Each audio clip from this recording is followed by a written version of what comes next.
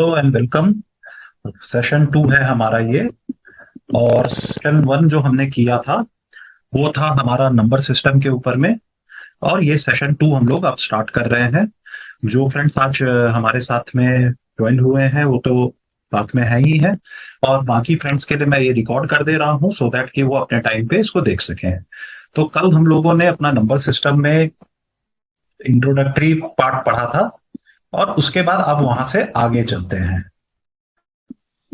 तो ये देखिए, जैसे कुछ एक चीज मैंने बताया था, बहुत इंपॉर्टेंट होता है। इसको मैं पहले एक बार आपको क्वेश्चन दिखा देता हूँ। बड़ा बड़ा करते हैं इसको सो दैट की विजिबिलिटी आपको ठीक से मिले। ये क्या बता रहा है आपको? Divisibility by 11। तो डिविजिबिलिटी बाई 11 जो है, ये नंबर को नीचे मैंने नंबर आपके लिए लिख दिया है। नंबर क्या है? 29435 417। तो अगेन मैं इसको सिर्फ इसलिए रिपीट कर रहा हूं कि ये इंपॉर्टेंट है। तो ये जो अगर डिविजिबिलिटी बाई 11 को अगर हमें टेस्ट करना है तो हमें ये देखना है अल्टरनेट नंबर्स। अल्टरनेट नंबर्स को ऐड कर लेते हैं पहले। तो क्या है अल्टरनेट नंबर्स में? 7 + 4, उसके बाद में है +3, उसके बाद है 9। ठीक है, तो इसको अगर आप ऐड करेंगे तो कितना आ रहा है? 11। 11 + 3 = 14। 14 + 9 होता है 23। ठीक है, तो ये हो गया। ये वाले आप इधर वाले नंबर्स को ऐड करिए। ठीक है, तो इसको ऐड करने से क्या आया? 2 + 4 + 5 + 1। ओके, अल्टरनेट नंबर्स को ऐड करना है तो 6 + 6 12। अब इसको दोनों को माइनस कर लीजिए। 23 - 12 क्या आया? 1 और 1। तो अगर ये जो रिजल्ट आता है आपका वो आइदर 11 या 11 का मल्टीपल, 11 या उसका मल्टीपल मतलब 11, 22, 33, 44 इस तरह से है, या 0 है, तो ये नंबर डिविजिबल होगा। तो हमारे केस में जो ये 29435417 है, ये डिविजिबल है। ठीक है, इसको अब यही खत्म करते हैं और हम नेक्स्ट क्वेश्चन पे बढ़ जाते हैं अपने। हाँ, ये कल क्वेश्चन मैंने आप लोग को रोक दिया था क्योंकि इसके लिए आपको थोड़ा सा कुछ और नॉलेज की जरूरत है। वैसे आप लोग को ये स्कूल में पढ़ाई हो चुका है, उसकी मैं दोहराई कर रहा हूं। एक तो क्या होता है? a⁴, ए कोई नंबर है, मतलब अलजेब्रा में ABCD, अगर हमें नंबर नहीं पता होता तो उसको ए करते हैं, ⁴n। ये क्या होता है? a⁴m×n। ठीक है, हम इसी चीज को यूज करते हैं इस तरह के क्वेश्चन को सॉल्व करने के लिए। एक तो हिंट हो गया ये हो गया हिंट 1। ठीक है, दूसरा हिंट क्या है? दूसरा हिंट जो है वो होता है कि अगर कोई भी नंबर, मान लीजिए इसका जो पावर है वो कब रिपीट होता है। जैसे सपोज आप इमेजिन करिए, मैं ये बोलना चाहता हूं कि 1 का कोई भी पावर, मान लीजिए 1⁴ इज व्हाट? 1।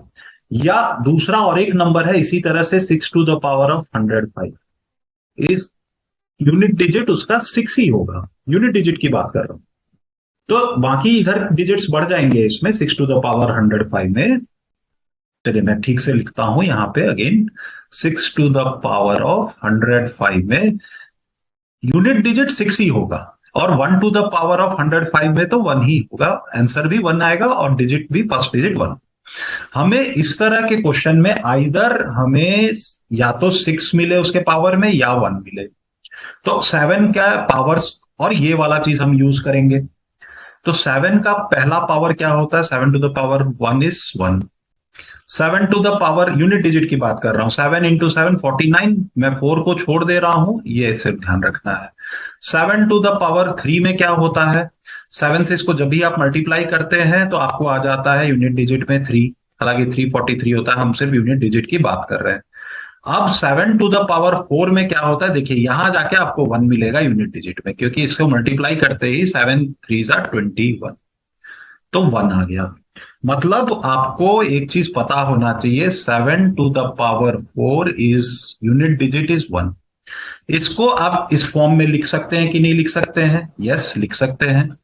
कैसे? 7 to the power of 105 is equal to 7 to the power of 104 multiplied by 7 to the power of 1। क्यों? क्योंकि इसका जो होता है, इस अगर इसको हम मल्टीप्लाई करेंगे तो ये 7 to the power of 104 + 1 हो जाएगा, जो कि 105 है। पहले हमें वही दिया हुआ है।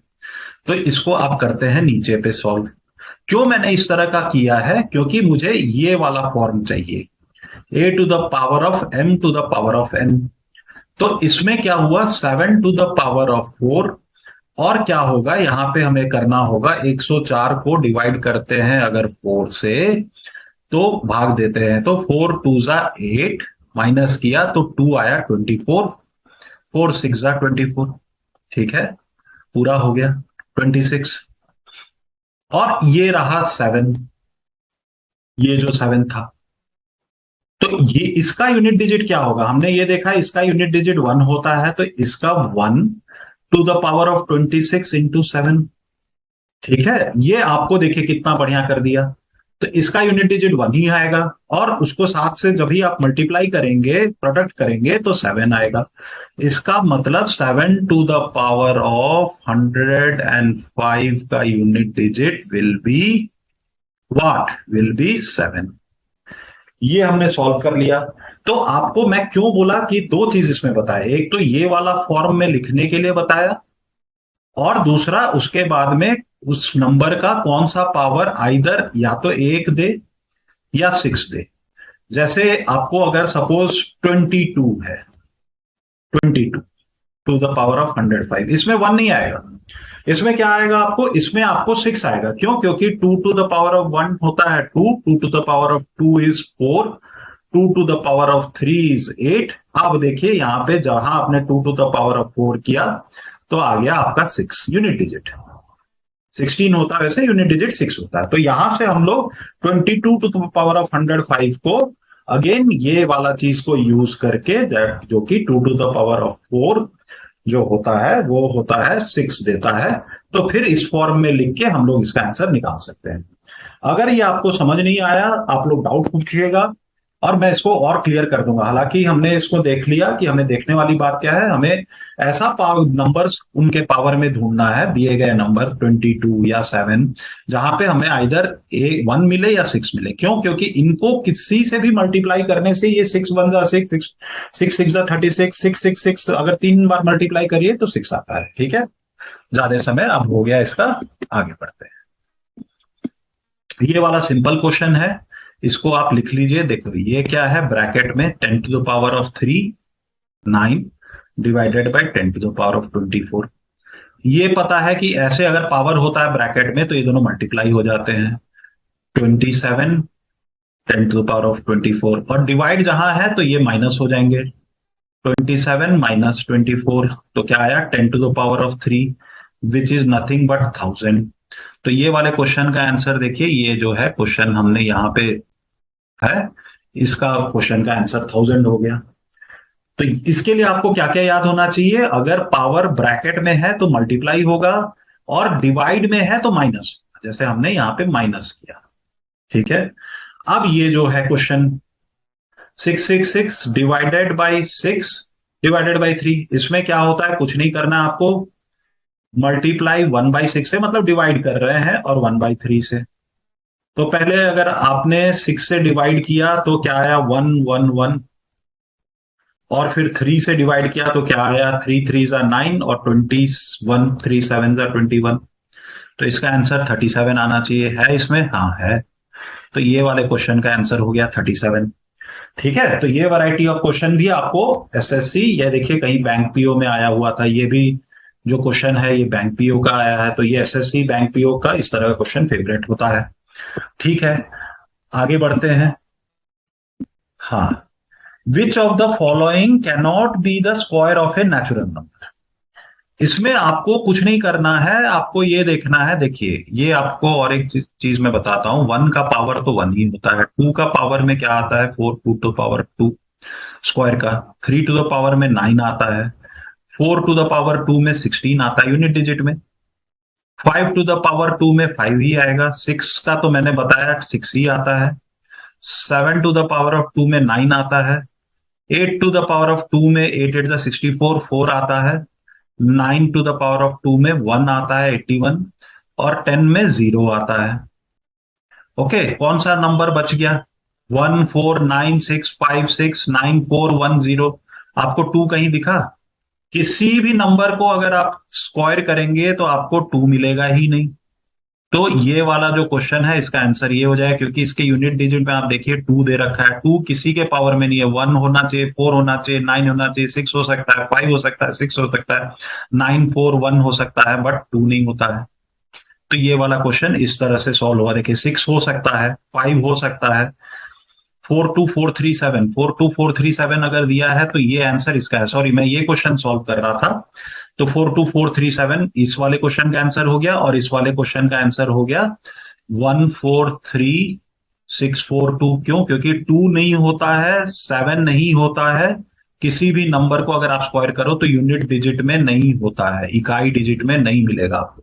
ठीक है, तो हमने एक सॉल्व करने की जगह पे हमने ये दोनों ही सॉल्व कर लिया, इसका आंसर ये, इसका आंसर ये नहीं होगा। ठीक है, आगे बढ़ते हैं। ये सब वैरायटी ऑफ क्वेश्चन है जो कि एग्जाम्स में आते हैं, इसलिए मैं इसको करके रख रहा हूं। ये देखिए, अब ये बड़ा इंटरेस्टिंग सा क्वेश्चन है, 91 नंबर का question. On dividing a number on dividing a number by 68 we get 269 as quotient and 0 as remainder. मतलब 0 रिमाइंडर का मतलब हो गया कि जो आपका वो नंबर पूरा डिवाइड कर दे रहा है। On dividing the same number by 67 what will be the remainder. तो ये देखिए, ये हम लोग इस तरह से लिख सकते हैं, जैसे अगर 6 को हम लोग डिवाइड करते हैं 2 से, मान लीजिए 6 को 2 से डिवाइड करते हैं तो आंसर क्या आता है 3। तो 6 को कैसे लिख सकते हैं, 2 गुने 3 प्लस 0। ये क्या हो गया, क्यू क्वोशिएंट। ये क्या हो गया, रिमाइंडर 0, जो इस केस में भी है। तो नंबर इस केस में क्या है, डिवाइड हो रहा है किससे, तो 68 के जगह पे, तो 2 के जगह पे 68 आ गया, और क्यू के जगह पे इधर 269 आ गया, 0 आ गया। तो ये नंबर आप या तो इसको अगर हम लोग स्कूल के मेथड में करेंगे तो नंबर पहले निकाल लेंगे 68 और 269 जो है इनको मल्टीप्लाई करेंगे। देखिए इतना बड़ा करना पड़ेगा, मगर आपको पता है कंपटीशन में समय कम रहता है, तो इसको हमें कैसे करना है, मैं इसको कर देता हूं छोटा, सो दैट कि हमें वर्क करने का जगह मिले। ठीक है, तो हाँ, तो ये जो है आपको क्या पूछ रहा है क्वेश्चन, देखिए 68 we get, on dividing a number by 68 we get 269 as quotient Q and 0 as remainder, are 0 हो गया। On dividing the same number by 67 what we will get as remainder. आप देखिए 68 और 67 आपको दिख रहा है कुछ इसमें, इसको लिख दीजिए 68 को 67 प्लस 1, कोई गलती कर रहा हूं, नहीं कर रहा हूं, मल्टीप्लाई कर दीजिए 269। ठीक है, 0 को तो आप 0 हट ही गया, कोई बात नहीं है। अब ये जब ब्रैकेट खुलेगा तो क्या मिलेगा आपको, मैं देखिए कुछ नहीं किया, 68 को 67 प्लस 1 लिख दिया, 67 इंटू 269, ये तो पूरा जब आप डिवाइड करोगे तो 67 से डिवाइड हो जाएगा, प्लस 269 और ये जो मल्टीप्लाई किए 1 को, तो 269 आया। तो ये वाला पार्ट तो 0 रिमाइंडर देगा, जो रिमाइंडर आएगा इससे आएगा। 269 को जब हम भाग देंगे 67 से तो क्या रिमाइंडर आता है आप देख लीजिए, 67 269। तो इसको अगर हम लोग 4 से मल्टीप्लाई करते हैं तो क्या होता है, 67 गुने 4, 7 4 28, 24, 268, बहुत बढ़िया। ये आ गए हम लोग 268 तक, तो बचा क्या, 1। तो ये नंबर हमें पूरा बिना मल्टीप्लाई किए हमें रिमाइंडर क्या मिल गया, कि अगर 268 इंटू 269 जो कि नंबर है उसको डिवाइड करेंगे 67 से, तो आपको पूरा मल्टीप्लाई करके नहीं निकालना पड़ा, आपने फटाफट निकाल लिया कि रिमाइंडर हो जाएगा 1। उसी तरह से अगला क्वेश्चन भी इसी पे पैटर्न पे बेस है। तो ये वाला जो पैटर्न के क्वेश्चंस हैं इसको मैं अब आपके लिए छोड़ रहा हूं। RS अग्रवाल का किताब मैंने आप लोग सबको बुक रिकमेंड किया है, and I have recommended that read everything in English. इसलिए बोला है क्योंकि आपको इंग्लिश भी आते हैं एग्जाम्स में, तो एग्जाम्स में अगर इंग्लिश भी आपको मिल रहा है तो आपको इंग्लिश करना ही पड़ेगा। और इंग्लिश करेंगे आप, हिस्ट्री, सिविक्स, ज्योग्राफी, ये सब इंग्लिश में पढ़ेंगे, इवन मैथ्स को भी इंग्लिश में पढ़ लेंगे तो आपका इंग्लिश की भी तैयारी हो जाएगा। तो मैं अभी अपने इस सेशन को यहीं पे खत्म कर रहा हूं, और इसके बाद में हम लोग जो है कल परसों का जो टाइम है उसमें हम लोग जूम मीटिंग नहीं रखेंगे। मैं चाहता हूं आप लोग सब लोग प्रैक्टिस करिए, ज्यादा से ज्यादा प्रैक्टिस करिए। मैं जानता हूं आप लोग में से कुछ बहुत इच्छुक हैं, प्रैक्टिस करना भी चाहते हैं, मगर जॉब है तो आप जॉब के साथ में प्रैक्टिस नहीं कर पा रहे हैं। तो कोई बात नहीं, मैंने आज वीडियो बना दिया, मैं इसका बना के भेज दूंगा, आप लोग वीडियो देखिए, उसके बाद प्रैक्टिस करिए 2 दिन, और डाउट पूछिए। मंडे को मैं डाउट अगर ज्यादा होंगे तो डाउट सेशन कर दूंगा, नहीं तो नंबर सिस्टम खत्म हो जाएगा और आगे की तरफ हम बढ़ जाएंगे। सो थैंक यू फ्रेंड्स, अभी मैं इसको स्टॉप कर रहा हूं। और थैंक यू शिवम, आप साथ में रहे, और इसको आगे अब हम लोग मिलते हैं Monday. Good luck and all the best. Meeting को मैं एंड कर रहा हूं।